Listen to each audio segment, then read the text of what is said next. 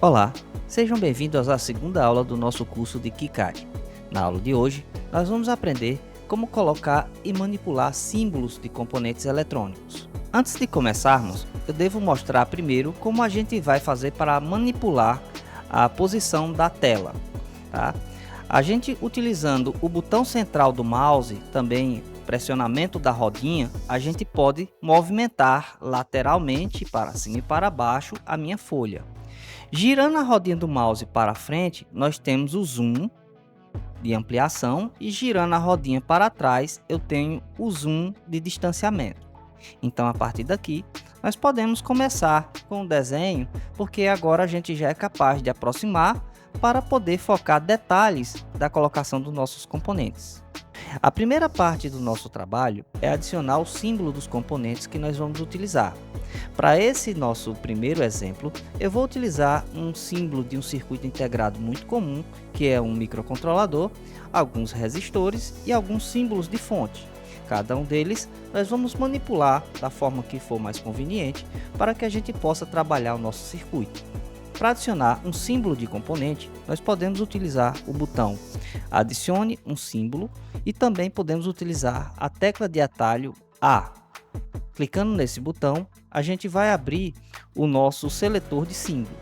Observe que na primeira vez que você for abrir esse editor, ele vai precisar carregar na memória os arquivos que estão na biblioteca, e isso pode demorar alguns segundos.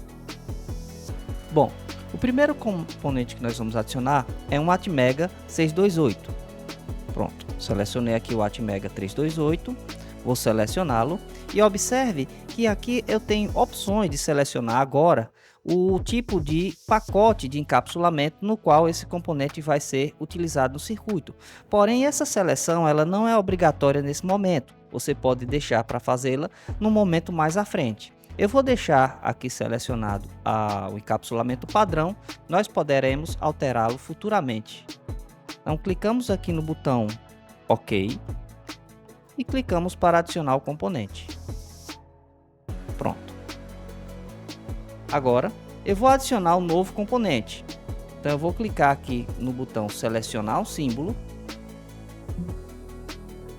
Vou ter a minha tela para selecionar esse símbolo e agora eu vou selecionar um resistor. Para selecionar um resistor, eu vou colocar a letra R. Esse primeiro item que eu selecionei equivale a esse item aqui, que é o resistor. Veja que o padrão do símbolo desse resistor é o padrão europeu, tá? Mas caso você deseje utilizar o padrão americano, basta que você busque aqui na minha barra de busca com a seguinte palavra: R_US. Aí você vai obter o resistor no padrão americano. Se eu deixar marcada essa opção, posicione cópias repetidas, eu vou poder colocar vários resistores de uma vez só. Clico OK e cada vez que eu dou um clique, eu vou deixar um resistor no meu circuito. Bom, agora que eu acabei de colocar o resistor, eu vou colocar alguns símbolos elétricos. Para colocar os símbolos elétricos, eu vou apertar ESC para cancelar a ferramenta, ESC novamente para retornar a minha ferramenta padrão, e agora eu vou clicar na letra P ou selecionar a ferramenta Adicionar um símbolo de alimentação. O atalho para essa ferramenta é a letra P. Clicando aqui, eu vou poder filtrar o tipo de alimentação que eu vou adicionar. No caso, eu vou adicionar um VCC. Então, digito VCC e seleciono o item VCC, cujo símbolo está aqui na tela. Clicando no botão OK e veja que está marcado aqui, ó, posicionar cópias repetidas. Clico OK e eu posso adicionar mais de um componente. Apertando a tecla ESC, eu cancelo a ferramenta. E se eu clicar novamente com a ferramenta ativada, veja, eu posso adicionar um outro elemento. No caso agora, eu vou adicionar um GND, que é um terra. Seleciono ele aqui, clico no OK e vou adicionar quantos terras eu precise para o meu circuito. Apertando a tecla ESC, eu cancelo a funcionalidade. Bom, agora vamos olhar cada um desses elementos individualmente. Na tela aqui nós temos um resistor. Nós podemos agora colocar o valor desse resistor. Para isso, eu vou apertar novamente a tecla ESC para voltar para a minha ferramenta de seleção e vou clicar com o botão direito em cima do componente. Ao fazer isso, eu posso selecionar a opção Editar campos principais e nele eu posso utilizar aqui, Editar valor. A tecla de atalho para essa funcionalidade é a tecla V. Aqui agora eu posso digitar o valor desse resistor, que é, por exemplo, 4K7 ou 4.700 ohms. Clico no botão OK e o valor será adicionado aqui ao meu resistor. Observe que a numeração dos resistores está sendo colocada automaticamente à medida que eu adiciono os componentes. Isso acontece porque eu tenho o botãozinho alternar a anotação automática do símbolo das novas peças ativado. Se eu desativar essa funcionalidade, então eu tenho que numerar manualmente cada componente que eu vá adicionando depois. Mas como essa é uma comodidade que vai me ajudar, eu vou deixar ela marcada.